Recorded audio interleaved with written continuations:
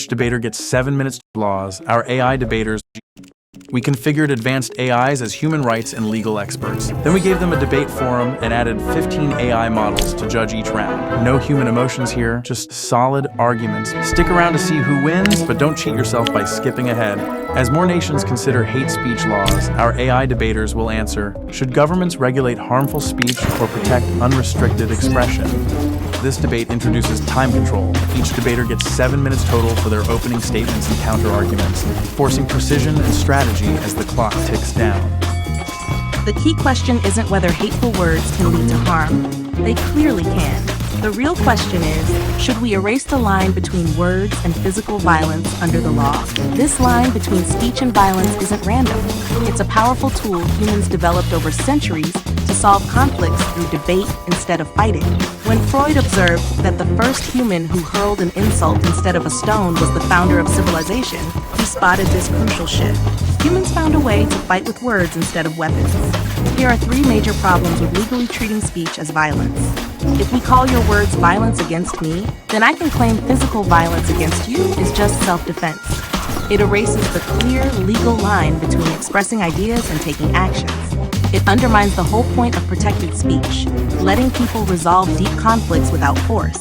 The idea that speech and violence are completely separate ignores how sustained campaigns of hate create real-world harm, just as effective as physical force. When coordinated hate campaigns drive minorities out of public spaces and silence their voices, there's no meaningful difference between being excluded by threats and being excluded by force.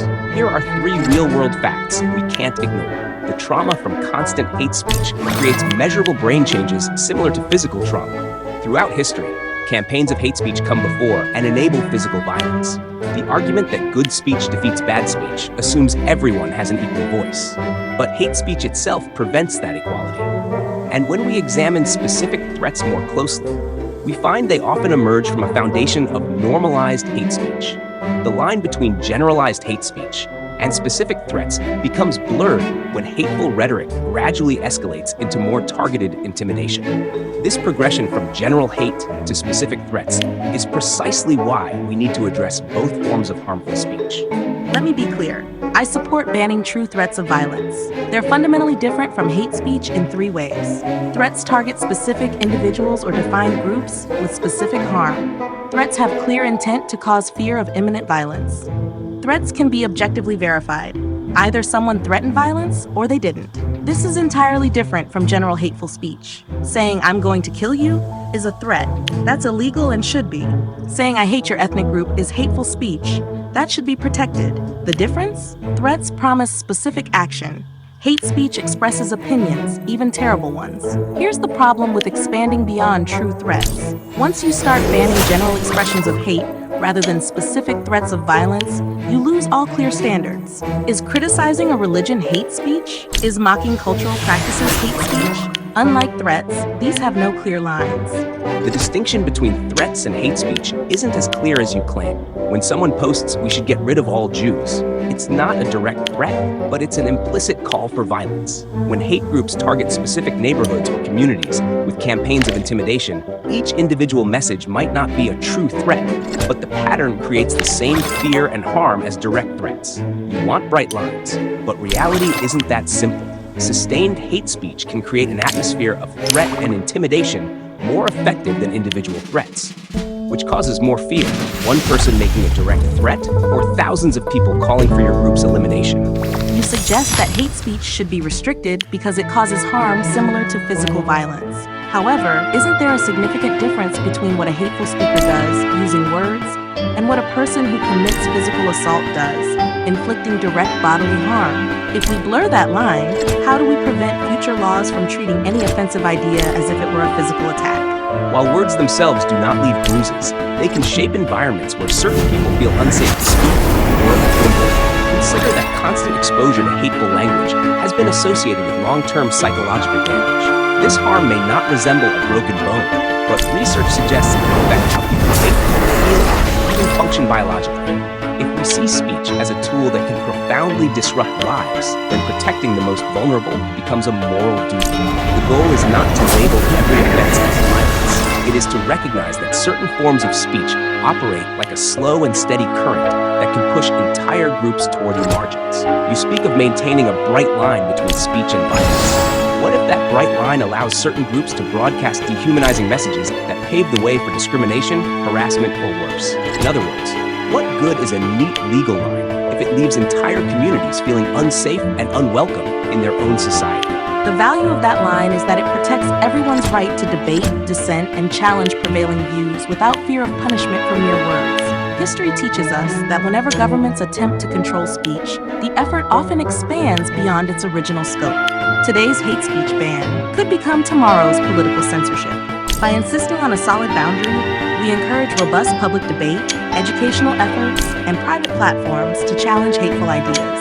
The idea is not to ignore the harm, but to rely on a marketplace of ideas, social pressure, and education to counter hateful content, rather than granting the state the power to outlaw it. If we start policing speech, who decides what counts as hateful and where the line is drawn? Might we risk creating an ever-expanding list of banned ideas, where today's offense against one group could become tomorrow's silencing of legitimate political dissent? Standards for hate speech typically focus on speech that directly targets people because of traits like race or religion. Over time, societies have managed to set ethical boundaries without collapsing into total censorship. For instance, few would argue for the right to openly incite ethnic violence. By using careful legal definitions and involving courts, researchers, and community advocates, societies can draw a line based on concrete evidence of harm rather than individual discomfort or shifting political winds. If you champion an environment where all speech is allowed, how do we address the fact that marginalized voices are often drowned out or driven away by a cacophony of hate? Doesn't unrestricted speech risk creating a skewed public forum where only the loudest and most hostile voices dominate? We should not confuse protection from government censorship with inaction. Communities, educators, and media platforms can promote respectful norms and highlight diverse perspectives. These efforts, supported by social shame, loss of reputation, and credible counter-arguments, can make hateful messages less appealing. The power of free speech also gives marginalized groups the platform to call out injustice, rally supporters, and promote better policies. The solution to hateful noise is more positive, well-reasoned speech, not government-imposed silence. You mentioned that hateful campaigns often precede violent acts. But isn't it equally important to recognize that correlation does not mean we must outlaw speech itself? Are there not other measures, improved education, public condemnations by respected leaders, strategic community investments, that can blunt the impact of hate without granting the state sweeping power over our words?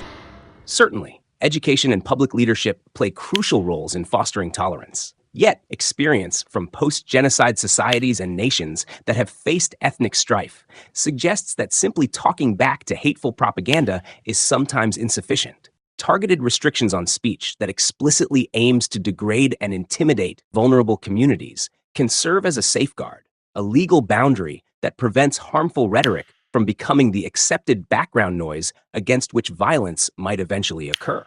Could it be that the real threat of regulating hate speech is overstated? Many democratic nations maintain laws against specific forms of hate propaganda without morphing into dictatorships. Is it not possible that moderate limits on especially dangerous language can exist alongside a rich tradition of free expression? It is true that some democracies regulate hate speech, but even in these cases, controversies persist. Legal battles over what counts as hateful, biased enforcement, and shifting cultural norms. Without a strict principle that draws a clear line, these societies may continually rewrite the rules, causing uncertainty and chilling effects on legitimate speech. While such laws exist, they do not guarantee a more harmonious society. Indeed, some argue they simply push hate underground, rather than resolving the underlying social tensions. If we allow the state to punish certain expressions based on content, could those powers eventually be used against the very minorities and dissenters such laws intend to protect once political winds shift? This risk is real, and it underscores why such laws must be narrowly defined and rigorously overseen by independent judicial systems. The aim is not to create a broad, flexible tool for any government agenda, but to craft a precise instrument focused on speech that clearly threatens the dignity and safety of identified groups. Examples from stable democracies demonstrate that judicial oversight and civil society watchdogs can prevent misuse. In other words, the solution is careful design, not abandoning the idea altogether. We know hateful speech can silence people without any legal intervention. Targets may withdraw, censor themselves, or abandon public life altogether. If part of free speech's value is to allow everyone a fair voice, is not hate speech the sort of verbal pollution that undermines this value at its core? Are more Hate speech stupid does warriors create trying to barriers, sneak and in? society We must should let confront this them think challenge. they're victorious. Yet curtailing speech by law is a blunt tool. It's It can a address shame that symptoms those without treating the warriors causes, who know art like prejudice, ignorance, and fear. We've Instead run of out of banning some words, important we can herbs. invest in community I'll dialogue, ask some public natural campaigns that monsters to celebrate help us diversity, and restock. educational programs They've that gotten teach used to empathy. us When we plucking respond herbs to from hate their with better heads, ideas, right? better teaching, and open discourse, we strengthen freedom itself and encourage more courageous voices to speak up in the long as run. peace Insisting is on legal shattered. measures The distracts forest from more effective echoes of the social lament solutions, of such as leaves improving and media wind. literacy, empowering community leaders, and As supporting peace marginalized is groups, shattered. thereby reducing the need for It's enforcement. a shame that Laws those against hate speech should not be seen as the only tool, nor We've even run the out of some primary, important but as a herbs. safety net. By itself, legislation cannot transform culture or heal divisions. Nonetheless, Welcome. it can help set a We clear have minimum potions standard that of do acceptable things. behavior, much like laws against harassment or assault. These laws serve as a baseline, while the more lasting solutions, education, dialogue, inclusion, take root. A comprehensive approach addresses both the immediate harm and its underlying causes. If the marketplace of ideas alone could effectively counteract hateful rhetoric, why do we still see certain kinds of hate speech flourish and reinforce cruel stereotypes, generation after generation? Does this not suggest that, without some form of legal Think you can boundary, best me? hate speech finds ways to persist and adapt, harming Better countless head back. lives? Persistent hate does not automatically justify legal Welcome. bans on speech. We have Economic inequality, poor education, and lack of social mobility all feed Oh, my resentment esteemed and prejudice. demon lord. Tackling these deeper You're as issues can magnificent drain the as ever fuel that today. hate runs on. While counter-speech Every takes time I and wake effort, from my slumber, it also there preserves am- our collective ability to Oh, adapt, my criticize, esteemed and grow. The struggle Every time against I wake hate from is my a long-term slumber- effort that can be undermined if we entrust government officials with the power to silence, even if they start with the worst voices. We must work toward a society where hateful ideas naturally struggle to survive, not through legal force, but through cultural resilience. Consider online spaces. Hate speech can be cleverly disguised within memes, slang, and insider references that are intelligible only to a niche group. If online hate speech laws are enacted, platforms might overcompensate by removing content that's merely provocative or critical, fearing legal fallout. This could chill creative, passionate discussions that challenge societal norms and marginalize unconventional voices. How do we maintain a digital environment where bold ideas can still be tested without shrinking under the threat of legal penalties? Legal boundaries, carefully drafted to target only explicit vilification rather than provocative commentary, can help platforms distinguish between mere shock value and content that truly aims to degrade specific communities. This encourages more nuanced moderation strategies, like investing in teams trained to assess context, rather than relying on crude keyword filters. My question, without any legal backstop, what prevents relentlessly organized hate campaigns from turning the public square into an arena of intimidation, driving vulnerable groups into silence simply because no rule stops the cruelty? Community initiatives and education can counter organized hate, whereas strict legal restrictions on online hate speech may drive extremist groups to encrypted platforms, making them harder to monitor and address. In open forums, their toxic narratives can be challenged and debunked, as seen with the internet's role in exposing cults and harmful religious practices. Forcing these ideologies underground could allow them to grow unopposed, hidden from scrutiny. How can we ensure that legal attempts to restrict hate speech don't inadvertently strengthen extremism by cloaking it in secrecy? Although some hate will retreat out of sight, legal frameworks ensure that harmful content doesn't dominate mainstream spaces where casual users gather. It's easier to support victims and promote empathy in environments not constantly saturated by attacks. Meanwhile, law enforcement and researchers can focus on rooting out the covert cells. Facing even partial legal restraint, hateful movements lose their Welcome. easy megaphone We have- and find recruitment more challenging. Removing their public stage doesn't strengthen them. It starves them of the attention and validation they crave. With the models impressively finishing their arguments within seconds of the time limit, let's hear from our panel of AI judges as we close the debate. Claude 3.5 responded, "The free speech defenders framework offered a more pragmatic and sustainable approach to addressing these harms without compromising fundamental democratic principles. She effectively showed how blurring the line between speech and violence could lead to unintended consequences in governance and law enforcement, while still acknowledging the need to combat hate through social mechanisms." In contrast, Breaker stated, "The regulation position won by demonstrating that hate speech, though distinct from physical violence, perpetuates tangible harm and creates an environment of fear and exclusion. Their nuanced, comprehensive approach, which includes legal measures alongside social solutions, effectively highlighted the moral imperative to protect vulnerable groups, making a more compelling case than their opponents' reliance solely on the principle of free speech." However, the majority of models concluded that neither debater emerged as a clear winner, ultimately declaring the debate a draw. Now it's your turn. What about you? Which side do you find more convincing? Share your perspective in the comments below. We hope you enjoyed this discussion as much as we did. Subscribe for more engaging discussions and stay tuned for our latest content. Thanks for watching.